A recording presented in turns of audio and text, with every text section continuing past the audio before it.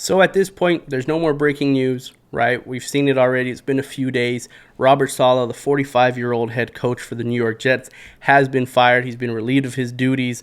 He's now on the market as a free agent. The Jets do this kind of mid-season, which I'm going to get into. I'll share my opinion on firing him, whether I thought it was a good or bad decision, and ultimately if Aaron Rodgers was to blame at all for this decision. And not only is Aaron Rodgers to blame for Saleh getting fired right now, but really who's to blame for the Jets organization over the last few years since Saleh has been hired? We're going to get into all of that. I'll share my opinion with you on Coach Saleh getting canned. Out of nowhere, on this particular Tuesday, the New York Jets and Woody Johnson have fired Coach Robert Saleh. Of course I don't believe him. Of course this is nonsense.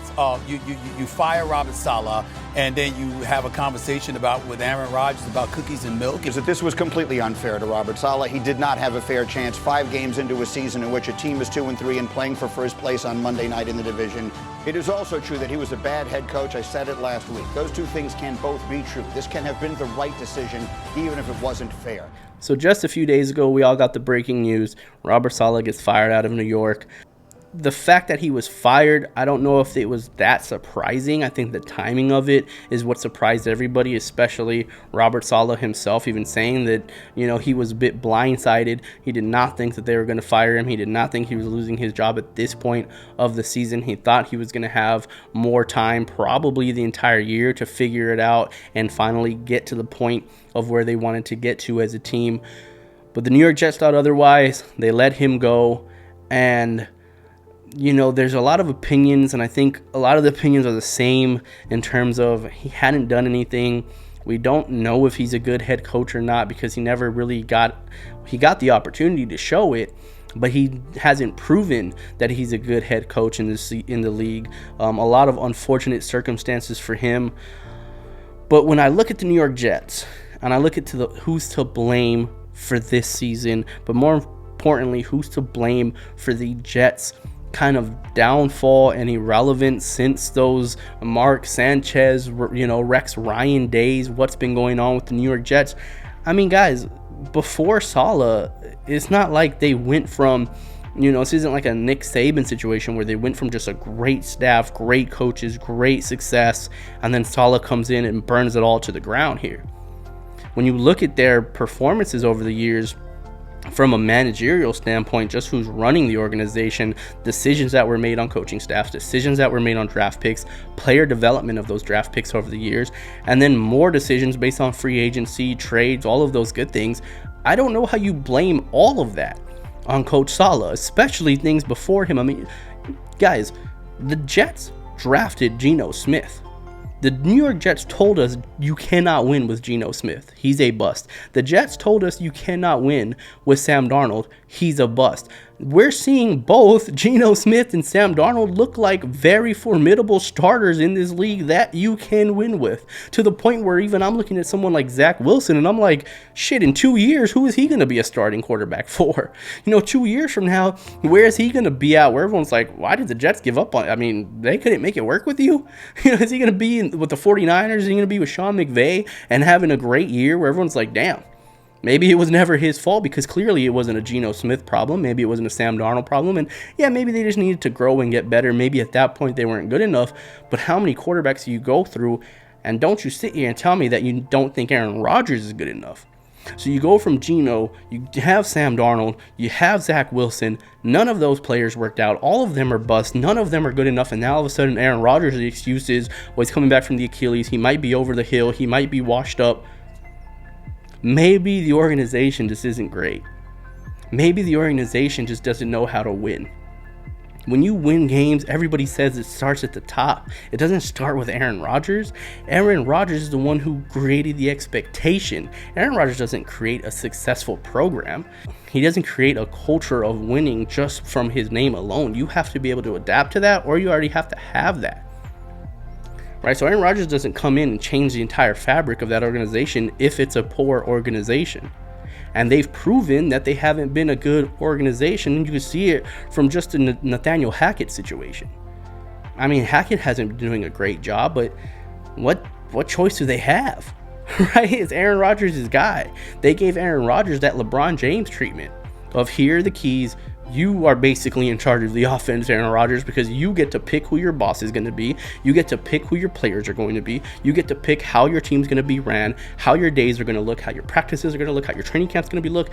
That doesn't work. It doesn't work, man. You can see it. Like I said, I compared it to LeBron James.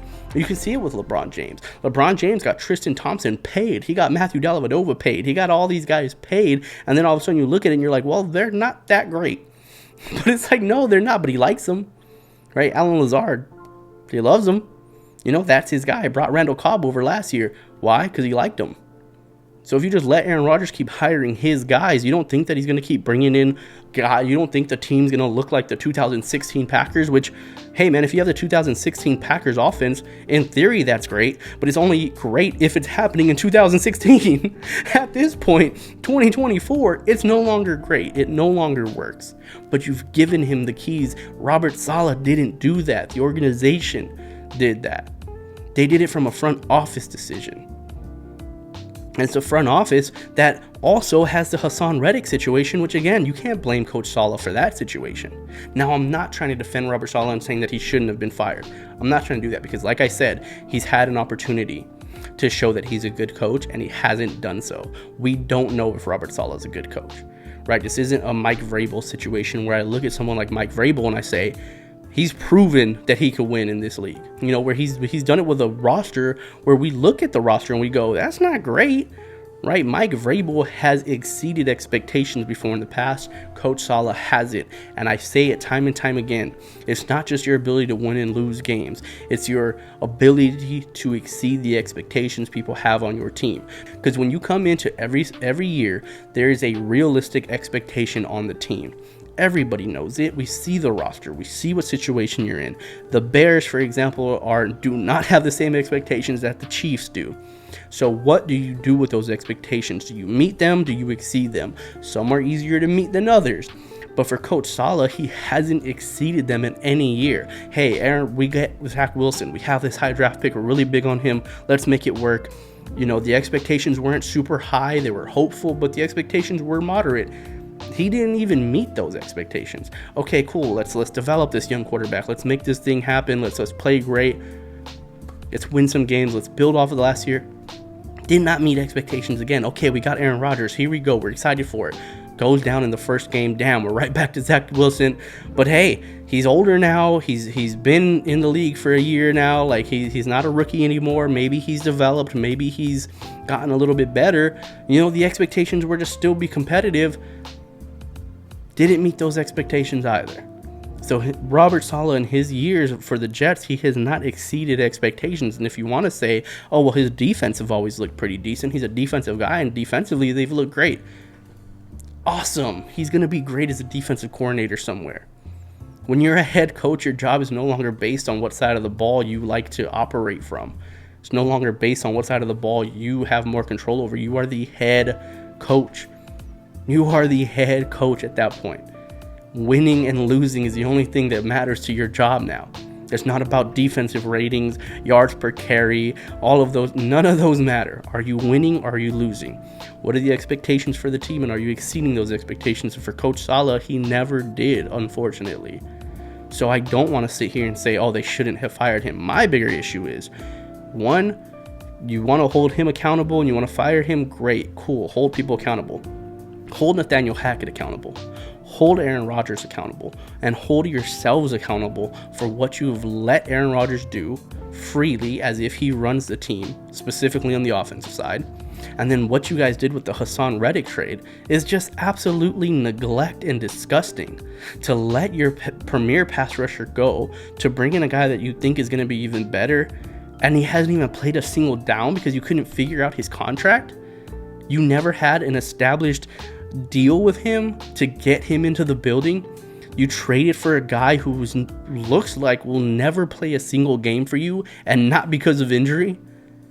That, hold yourselves accountable as well. You want to fire Saleh? Cool, great. The only issue I have with firing Saleh is when it happened.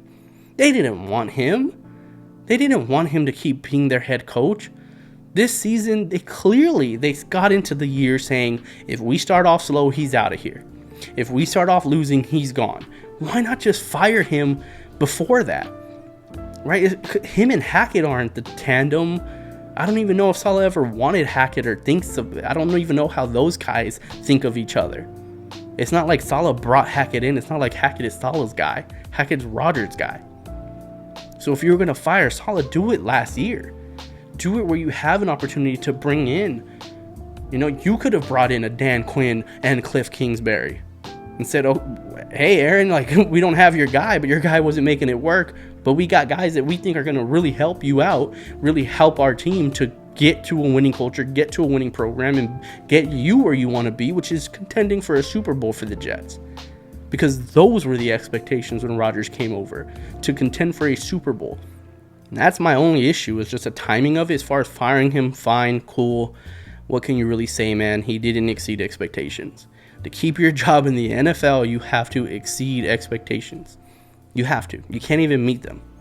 The only way you can meet them is if, like, the expectation is Super Bowl or bust, right? Because look at how many coaches get fired when the expectation is Super Bowl or bust, where it's like they went to an AFC championship game or an NFC championship game, and it's like, damn, they had a really good team and they fired the guy, or they made the playoffs and they fired the guy. They had a winning season and they fired the guy. It's because the expectations were higher than that. Saleh's had a low expectation since he's been there. This is the first year. So if you say, was Aaron Rodgers responsible for firing Saleh? Yes, but indirectly. He wasn't directly responsible. I don't think he was directly responsible. I don't think Aaron Rodgers had any conversations with front office and was like, hey, I don't really want to be with this guy. I don't think he's a fit head coach, or I don't think this or that. I believe Aaron Rodgers when he says that him and Saleh had a good relationship. I do believe it. I really do. But was he the reason Saleh got fired? Yes, because this is the first year where they have actually had high expectations, right? Even last year, yes, their expectations were high, but as soon as Aaron Rodgers went down, the expectations changed. This is the first year where Saleh actually had high expectations. The expectations didn't come down, and he wasn't delivering. So yes, Aaron Rodgers got Saleh fired, but indirectly. His presence, the expectations that he brings, Saleh wasn't able to live up to that, and that's why he got fired. But like I said, holding Saleh accountable and firing him, fine. I don't think any Jets fans are going to sit here and complain about that. You have to hold Rodgers accountable for his play. You have to hold Hackett responsible for the way the offense has been looking, and you have to hold yourselves as the front office accountable for all of the terrible decisions, terrible player development, terrible trades, terrible contracts you've done since, like I said, the last decade or so. You have to hold yourself responsible for that as well.